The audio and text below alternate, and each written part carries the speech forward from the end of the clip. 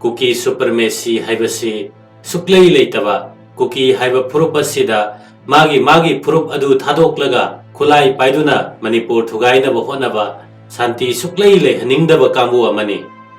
makoina union territory natraga separate administration pame maramdi athing bayaudana popi thaningi reserve forest manghaningi drug laloningi asigi sumathakta makoina taba mafam singda phangba mineral lauthokalaga royalty lauduna paisa yamna paigani khale punamakasi khanbagi maram makoi Manipur masanate Indian sunate ayamana chindagi lakpa aina yadaba mitop ngaktani mayamna khangnariba Myanmar asi Aung San Suu Kyi semgatuna democratic leibak kama oihannaba honabadu Burmese miyamgi nate US ki oina China namthanaba policy ni madu hojik mai pakningai sukoi oidre handaki mikhalsu NUG gi mihut paktakna na kadre military laingak ki mihut ngakta kakre PDF hanadagi yamna sonthakre maram asina Zeleongam sembada US ki interest le matam kharagi mamangda US macha Matthew Bendek kaloinana Ukraine macha taruk phakibadu Mizoram phauraga Chin state sangduna drone attack ki training pirubani Ukraine di drone semgat pada maming leri bani US ki foreign secretary laktuna India ki luching basinga unakibadu makoi bu thadokna bani wafam di PDF ta lan takpiba amasung khulai piba haibasi China gi interest ki mayoktani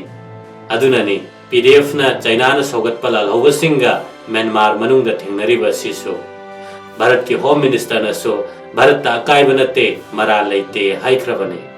US ki interest ti Zaleongam semaga US ke chauba strategic base ama thambaduni Middle East ta Israel thambagumagi plan ne masida pungdaba lamsi Myanmar gi Chin state Mizoram amasung Manipur gi Chandel Tengnopal amasung Churchanpur na chingbane masina manungda chenba manglan ne apam thokna tanabada Manipur manungda union territory ama pinaba khongjang ne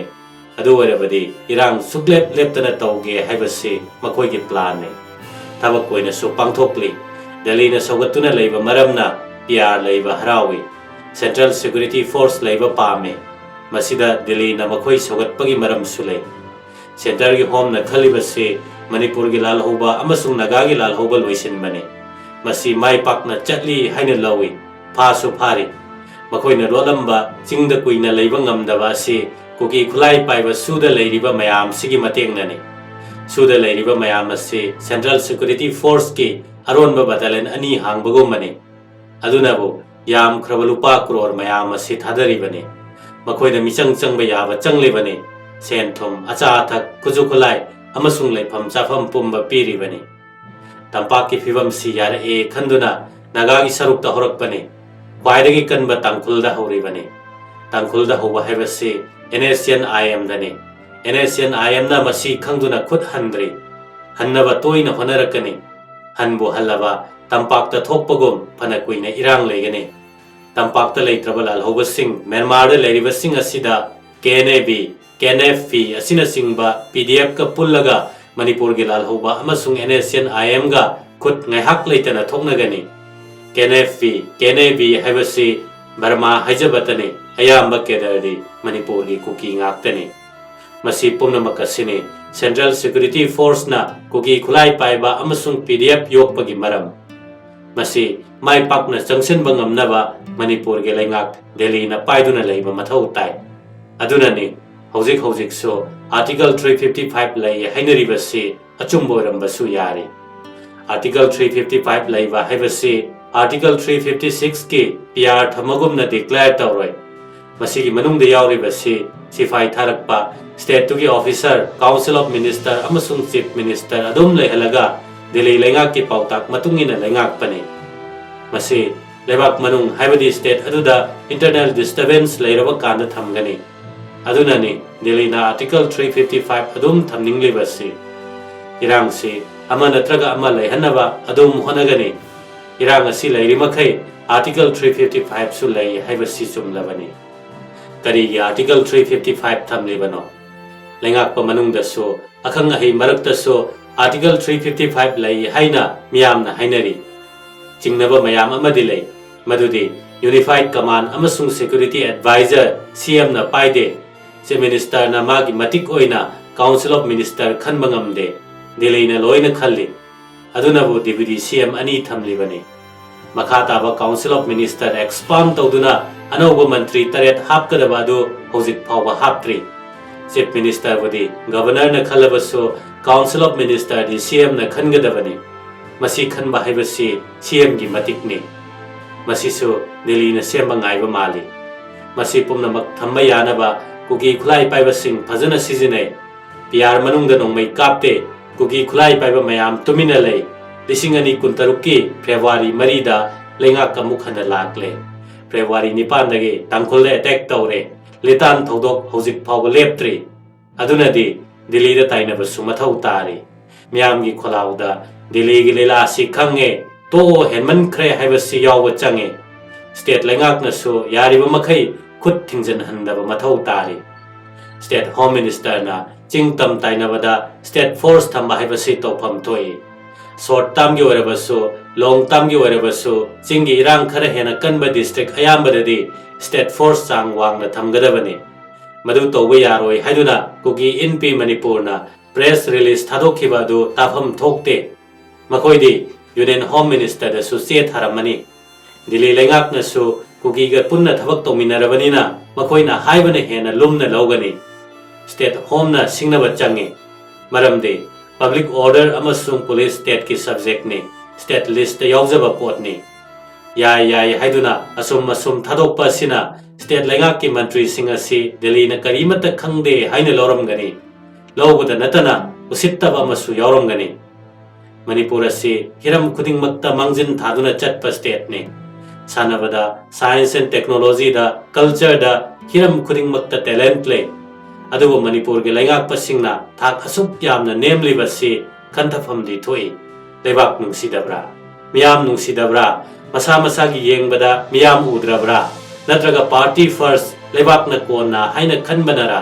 soksel laiba phibam asi ka henman khre punna khanthaba changi masina yamba maramna kuki zo kuzok kamana sananing bamong da sanari kuki MLA Minister Assembly gi mifam anirak yaw khidabada disqualified tawde Deputy CM piraba phawba virtual oina wasak lawkhe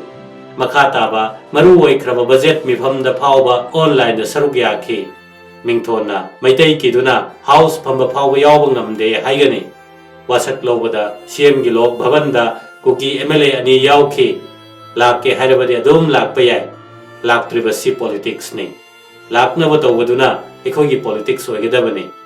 ekhoi di politics tawde tengak pasu tawdre miyam gi su tawdre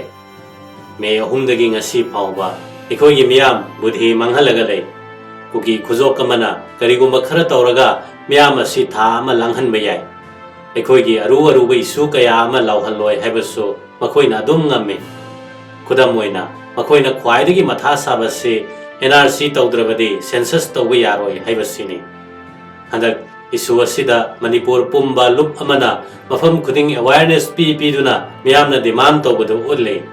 rally chali sit-in protest tawduna census tawba yaroi haiduna demand tawi adubo tronglawbi isu asina ngasidi madu tokre khara hena muk sangthaba yariba si CRPF na misam ahum hatkiba sini masigi me nama tadreba phawba maroibe isu adu address tawraroi tronglawbi amasung CRPF na misam ahum hatpagi thodoksi loibaga amamuk thohalani marugidamak amuk aikhoina langani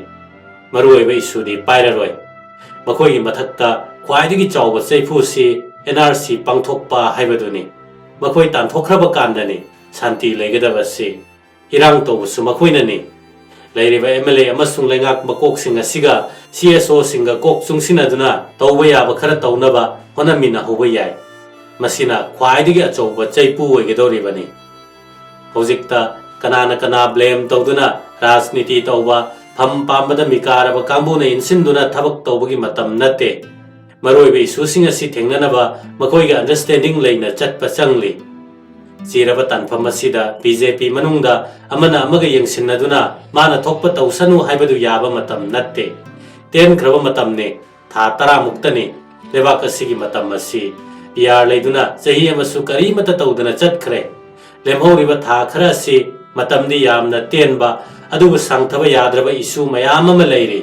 highway da free oina chattaba yaroi IDP sing hanjin hanba maroi santi thamlamba sumathau tari maroina census su thinthana tawdaba yaroi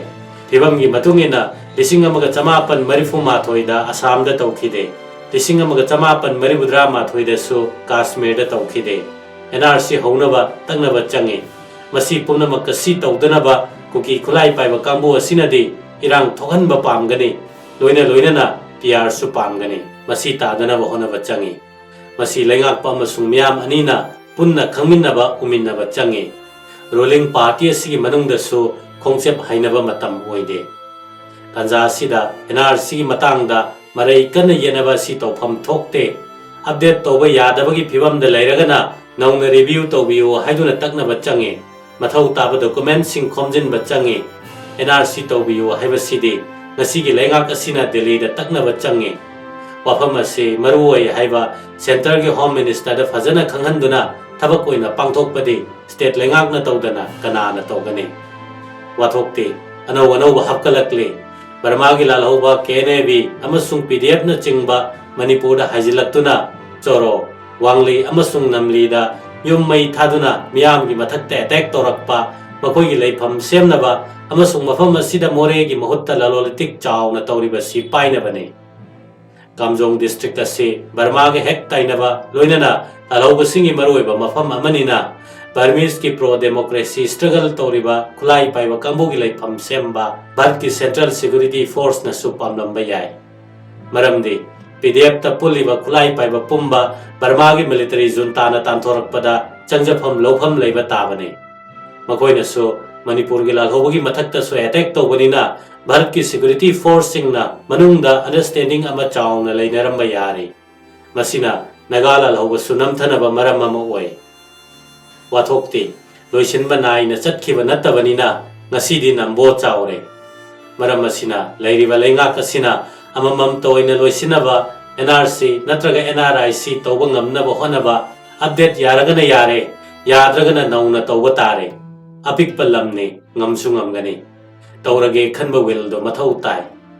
masiga loinana suda leiba UPF amasung Kenoga center amasung state lengaka punna review tawba wafam sing adu thabak oina pangthoktuna phajillaga leihannaba honaraba